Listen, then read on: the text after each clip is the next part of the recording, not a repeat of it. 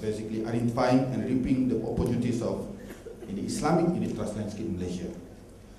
With us a very interesting panel of representative of the, I would say, Malaysian going abroad coming to Malaysia, and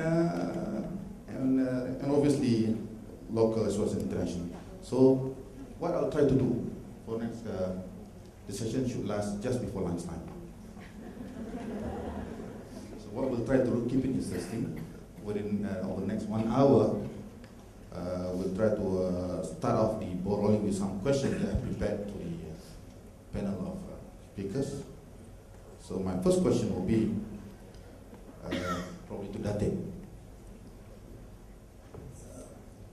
Arab Malaysian Group was the first fund manager that launched the first Islamic unit trust.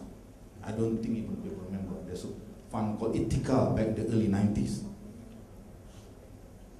Can you share with us the roadmap, what the group has been doing over the last 20, 30 years in terms of fund management in Islamic unit trust?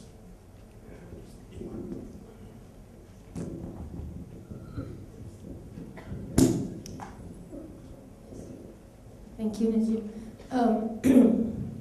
Bismillahirrahmanirrahim. Assalamualaikum. When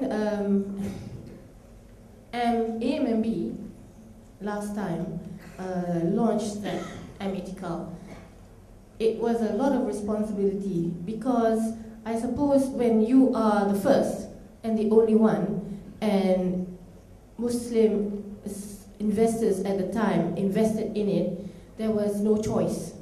So it had to be everything to everybody.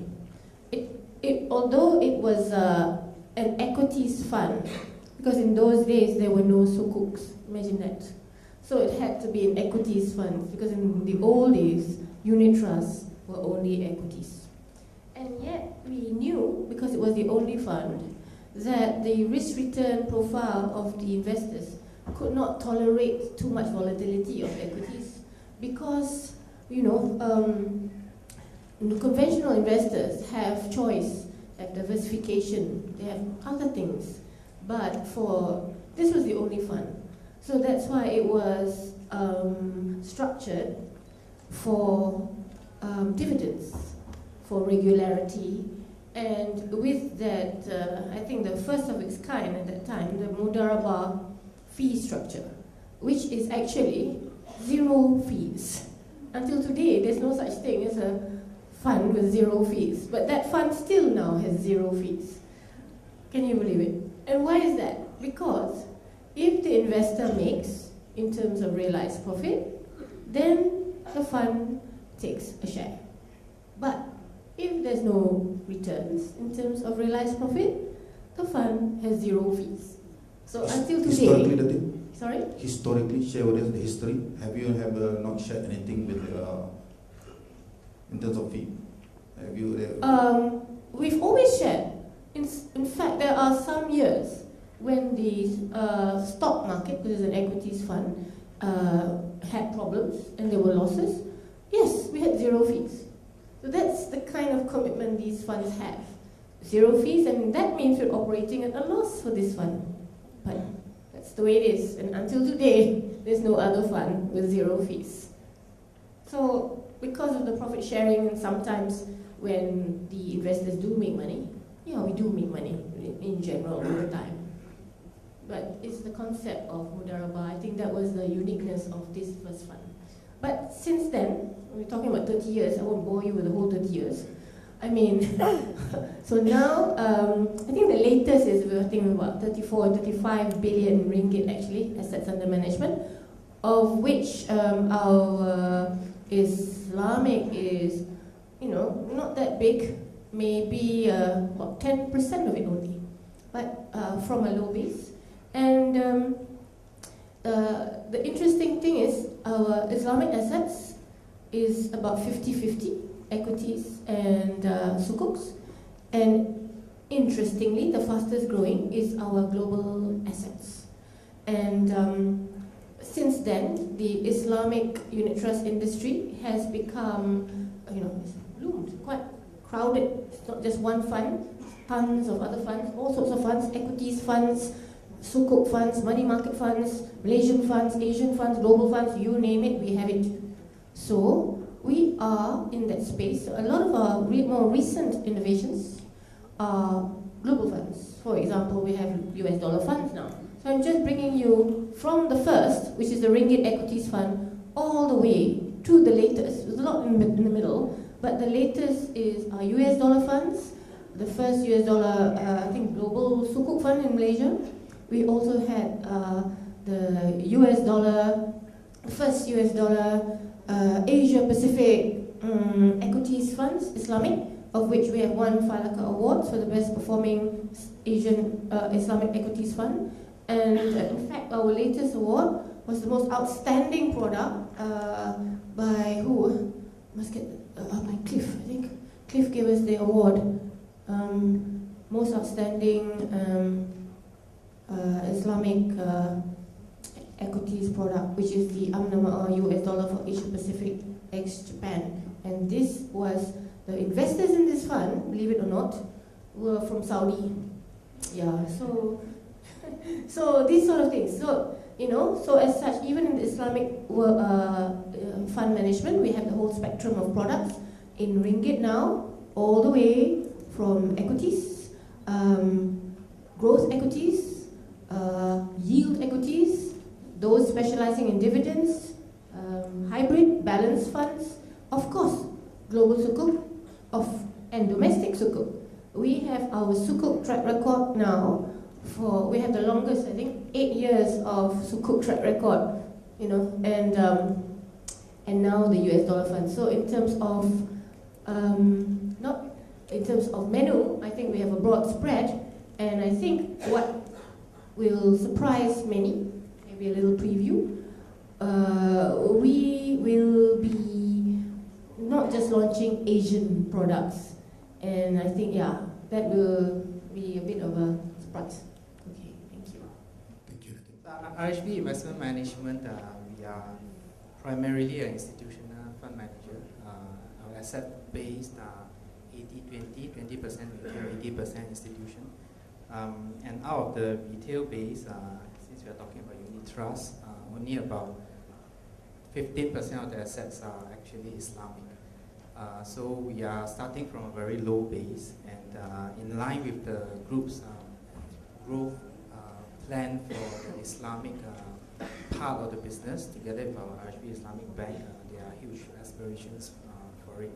So in terms of growing this asset management business for the group, we are looking at, we just started our Islamic asset management business early last year. I think we are the number 16 out of the 18 licenses that SC has given out year to date. So we started quite late as compared to Datin's Islamic entity. But over the past 1 year, our asset has grown to about 3 billion. So we firmly believe at the group level that there's a huge space and huge opportunity in this space, in this Islamic space, for all of us to tap into, especially in a very challenging market that all of us are facing now, and we don't even know where the end is. Hopefully it will end soon. If not, I think in terms of diversification and asset mix, Islamic fund management do provide, is able to provide all of you with a lot of interesting ideas and interesting products moving forward. And you might realize that from the asset classes and the product types, Islamic space still has a lot of gaps for all of us to actually explore, as compared to conventional space whereby most of the asset classes are already filled up. And so I guess from a group perspective, in supporting the national interest, I think there are a lot of areas that we can jointly work together in this Islamic space.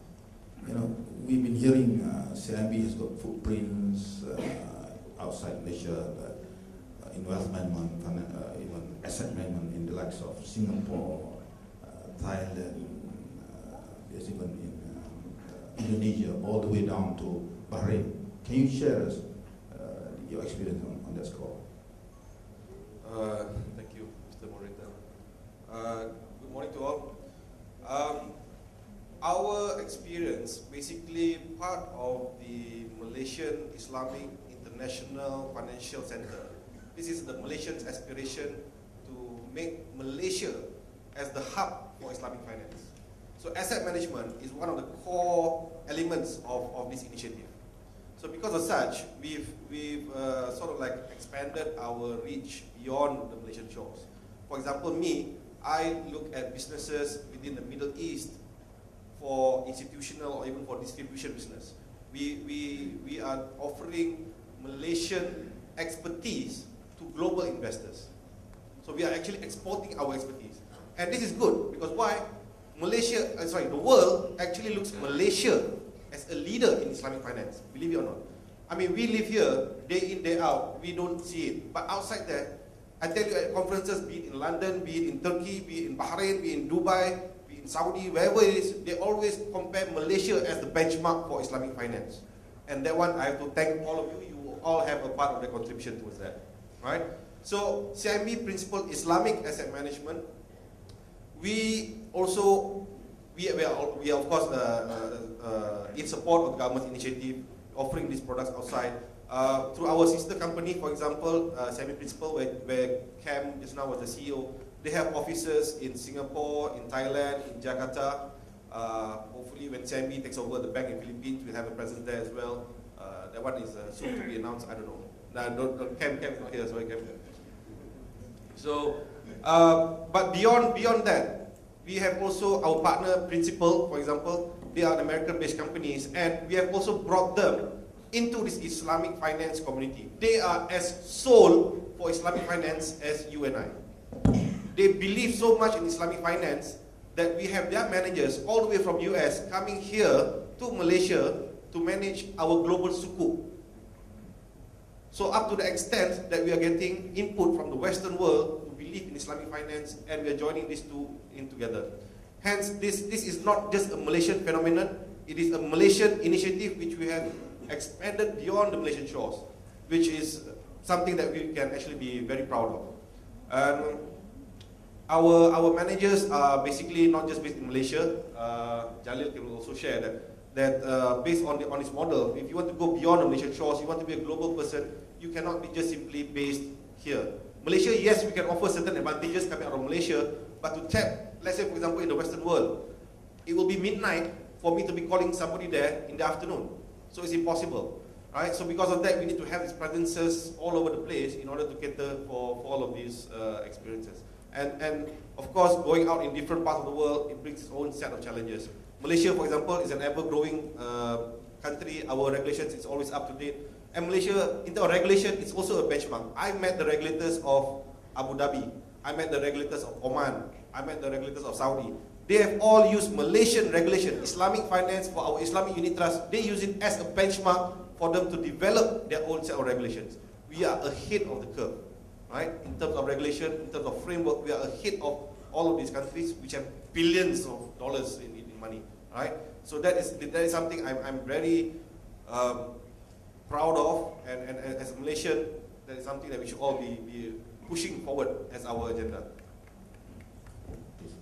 Well, it's a combination of both, but to answer that question, I need to go back history. We were founded in 1985, and the initial founders still run the business in Aberdeen, in London, and my boss who sits in Singapore, Hugh Young. What happened was that in 85, when we started the company, we were investing in Asian equities from London. And we quickly found out that it wasn't a very efficient way. We were back then very small, we had to travel, and those days it wasn't easy to travel from London to Singapore and in Asia. We found that it wasn't a very effective way of investing. So in the early 90s, we decided to relocate one of the founders, Hugh Young, to Singapore, and he's still there.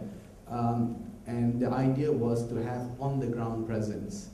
And we initially started off in Singapore, and then we wanted to have a footprint in every country that we invest in, ideally, if regulations permit. And subsequent to that, we opened offices in Thailand, Australia, Korea, Hong Kong, Japan, and Malaysia.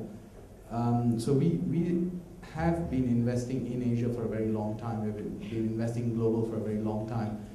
But our business model is to have a global footprint. And until in 30 years that we've been in existence, we now have about 30 offices in 24 countries. And that's a huge advantage for us because we have multiple language speakers. We are close to what happens on the ground. And that ties back in with what Reza mentioned about having moving out of Malaysia and having all this global footprint is very important to have that footprint. So the story with Malaysia is that in 2005, when we applied for a conventional fund management license, which so that business has been running now for about 8 years, we felt that there was a genuine opportunity in Islamic fund management. But prior to that, we had already been managing a rather large fund in our Edinburgh office, which is called the SRI Fund, Socially Responsible Investment Fund. This fund started when a European client, Americans, they always started by Americans, all the socially responsible funds. An American client approached us and gave the idea, why don't you launch an SRI fund? We started that fund and it became a huge success. In over about 9 years, that fund nearly raised about £1 billion. So we felt that Islamic was along the same lines. Obviously, there were more additional elements to that operationally. And one big advantage was that we already had an office in Malaysia. So in terms of shared resources and the relationship with the regulators was already there, which is why we decided to open the Islamic Fund Management arm in KL and not in other parts. How we operate is that KL is our business development, product development, compliance, client servicing hub. But the actual management of the funds may not necessarily be done in KL. It can be done out of our teams in London, in Philadelphia, because it's again leveraging on resources. To give an example is that if we are managing a global equity fund, I can't be sitting in KL and traveling to South America or Africa or the Middle East. We have Arabic speakers, we have Portuguese speakers, Spanish, Korean, Japanese, who are all on the ground and doing all the work for us. So we draw on that group's expertise and offer those products to clients. So obviously I come from a different angle of a foreign company coming into Malaysia rather than a Malaysian company going foreign. So it works both ways because for us, we are small compared to my peers who are sitting together with me, but where we have a distinct advantage is globally we can draw more resources.